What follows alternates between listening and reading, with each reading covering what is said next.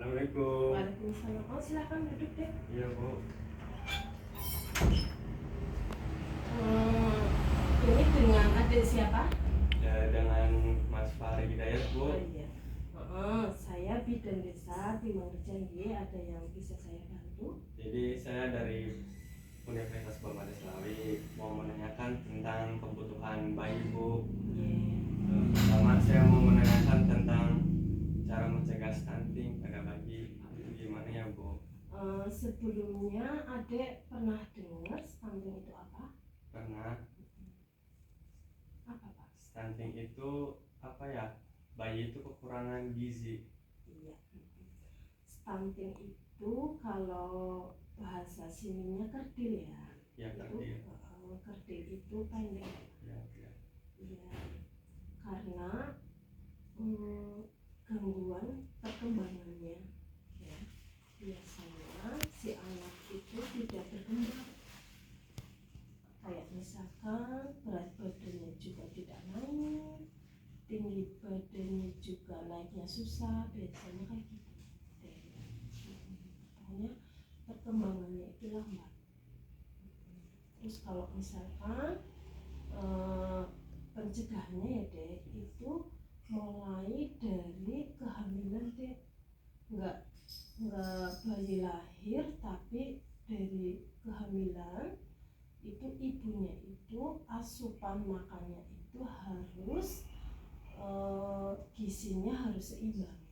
Kayak misalkan ibu hamil itu kan mendapatkan vitamin itu kayak misalkan kalsium, penambah darah, asam folat, itu penting sekali deh ya. Jadi untuk mencegah stunting itu mulai dari kehamilan. Biasanya kan adik tahunnya itu waktu bayi lahir ya. Iya, Waktu bayi lahir itu baru pencegahannya. Sebenarnya itu dari kehamilan ya. Biasanya ibu hamil itu makanannya harus seimbang gizinya ya. Terus vitaminnya juga harus diminum biar asupan gizi untuk bayinya itu terpenuhi. Setelah bayi lahir itu kan umur 0 sampai 6 bulan itu harus diberikan ASI. Jadi jangan ada makanan tambahan, tapi hanya ASI saja selama 6 bulan. Namanya ASI eksklusif. Terus mau ini juga Bu, mau nanya apa namanya cara memberikan ASI yang benar Bu. Oh iya. Itu gimana caranya? Iya. Berarti ini ya dek, kalau misalkan adik belum ini ya, belum punya buku yang pink ya dek. Belum. Ya, sebenarnya kalau misalkan adik itu punya buku KIA itu sudah lengkap semua deh. Di sini ada semua pentingnya. Jadi adik itu bisa baca-baca di sini ya. Untuk kayak misalkan cara memberikan ASI yang benar itu di buku kesehatan ibu dan anak ya. Di sini itu ada deh di halaman 34. Ya. Adik itu bisa membaca di sini kayak misalkan yang pertama harus IMD, inisiasi menyusui dini. Sudah pernah dengar? Belum. Bayi lahir harus langsung IMD ya. Segera setelah bayi lahir diletakkan di dada ibu untuk mendapatkan putingnya, untuk mencari putingnya ya. Terus yang kedua, ibu menyusui ASI yang pertama keluar dan berwarna kekuningan, namanya kolostrum. Itu penting sekali deh. Kayak misalkan itu kan warnanya bening ya. Iya. Karena baru keluar, pertama kali keluar itu biasanya bening. Itu manfaatnya banyak sekali deh ya. Makanya jangan dibuang, tapi harus diminum ya. Kalau misalkan adik ketemu ibu nifas ya, setelah melahirkan adik itu bisa bisa komunikasi ya, memberikan informasi bahwa ASI itu penting. Setelah bayi lahir biasanya keluar ASI ini, itu namanya kolostrum, itu harus diberikan, jangan dibuang kayak gitu ya. Terus tidak memberikan makanan atau minuman selain ASI ya. Kayak misalkan jenengan tahu MPASI ya, makanannya itu nggak boleh diberikan selama 6 bulan, hanya ASI saja ya.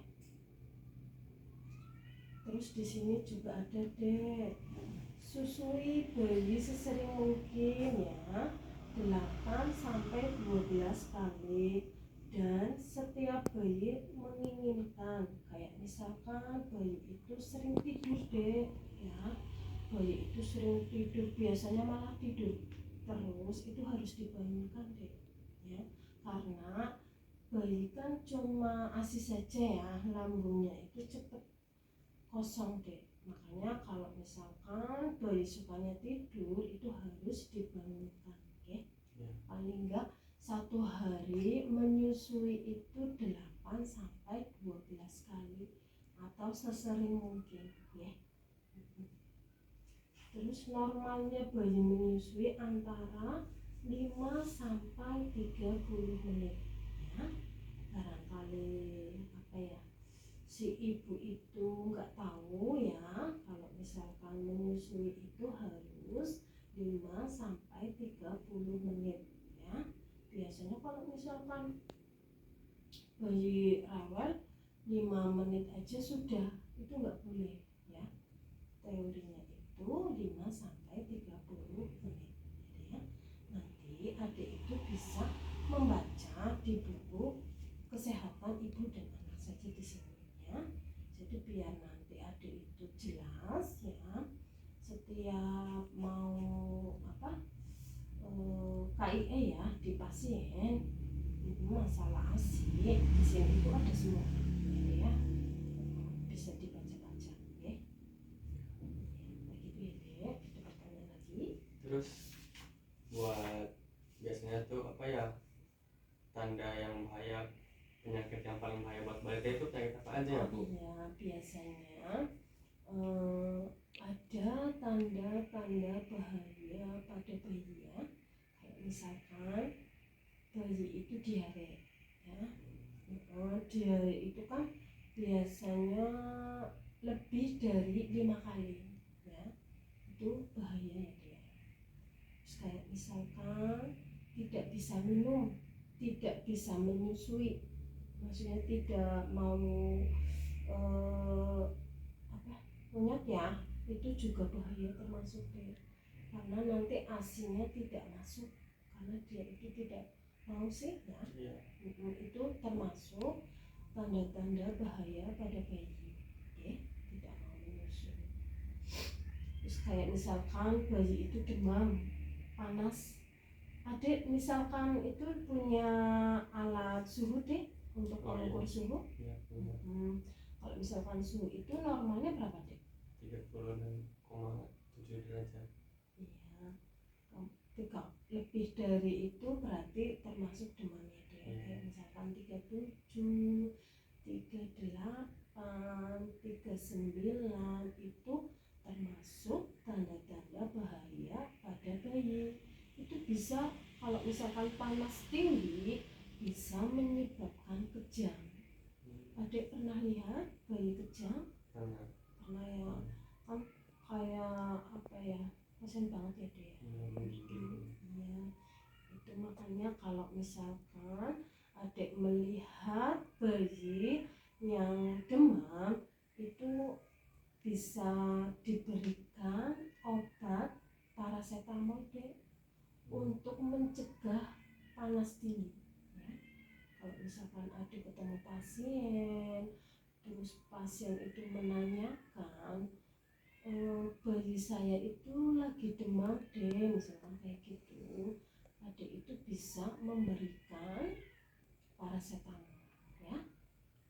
Kalau misalkan bayi itu kayak tadi ya, diare ya, masalah diare, bayi itu diare itu asinya harus sesering mungkin ya, nggak boleh telat, harus sesering mungkin biar diarenya itu bisa mampet ya.